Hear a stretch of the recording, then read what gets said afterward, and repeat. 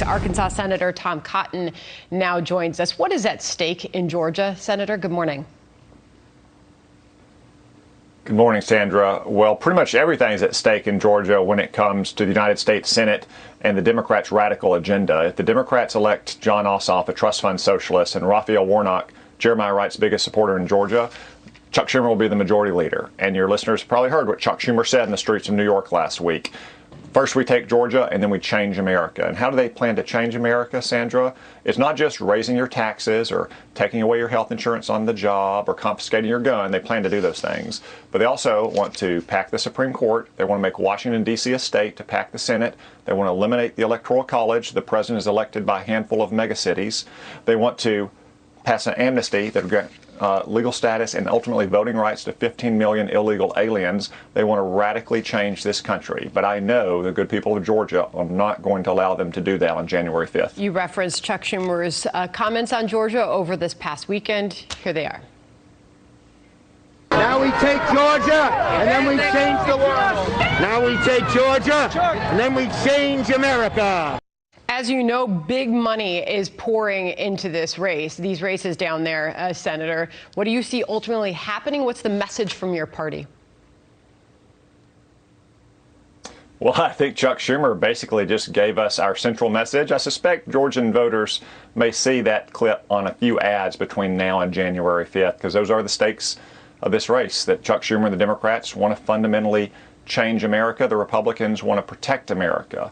It's also going to be very important that Georgia voters have a chance to review Kelly Loeffler opponent's Raphael Warnock record. He largely skated by throughout the general election because there were like 25 candidates running. But Raphael Warnock is a true radical. Look, it's a pretty widely known secret in Washington that Chuck Schumer and the Democrats didn't want Raphael Warnock as their candidate. Stacey Abrams forced him through, though. And it's because he is so radical. He celebrated Fidel Castro.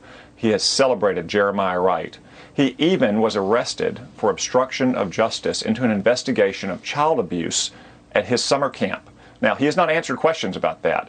Why he was arrested for obstructing justice, what was the nature of the suspected child abuse at that camp. He needs to answer those questions today, or he needs to withdraw from this race. I mentioned the money that is pouring into these races, Senator. Mark Cuban is going on the record saying, don't do it. Don't put your money towards these races. Don't put it towards politics. Put it towards good use. Put it towards charity. He says, for those considering donating to Reps or Dems in the Georgia Senate runoffs, can you please reconsider and donate that money to your local food bank and organizations that can help those without food or shelter? Let's put Americans in need above politics. To be sure, I believe, Senator, he said he will be doing both. But I wanted to get your reaction to that. Well, I would encourage everyone to do both. Pitch in a few bucks for Kelly Loeffler and David Perdue, and pitch in a few bucks for your local church or food bank or Wounded Warriors. That's a very worthy sentiment. But I can tell you this much. If the Democrats get control of the United States Senate and Joe Biden wins the presidency, they're not going to have much money next year to give to any charities because they're going to raise your taxes and leave you with a lot less money in your paycheck each week.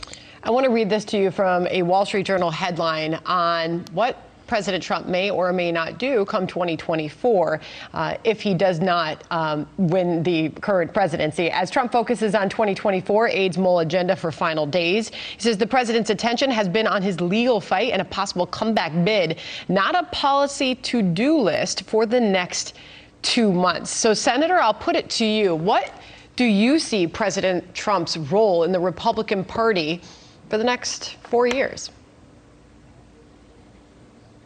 Well, Sandra, I know everyone likes to speculate about the next election, but I think we should try to put this election on the books before we move on to that speculation. You know, the president has a recount going in Georgia right now. He has multiple lawsuits. He just won an important ruling in Pennsylvania yesterday in one of those lawsuits.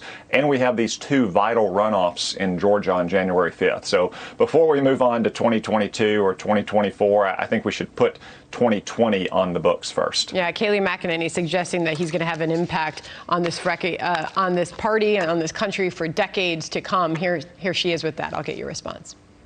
He has 72 million people who love him, who want to show up and support him. His base is strong, and there is no denying that this president is the titular head of our party for many decades to come. Senator, your name has been floated around as a possible 2024 candidate. Are you thinking about it? Well, Sandra, let me say this about Donald Trump's influence on our party. We did not win control of the Senate. We did not gain seats in the House. We did not pick up legislators in spite of Donald Trump. We won because of Donald Trump, who brought millions of new voters into our party, first in 2016 and then even more amazingly again this year. And he did so by changing a lot of Republican orthodoxies, by opposing bad trade deals, by opposing the importation of cheap foreign workers to take our jobs here at home, by standing up to mobs in our streets.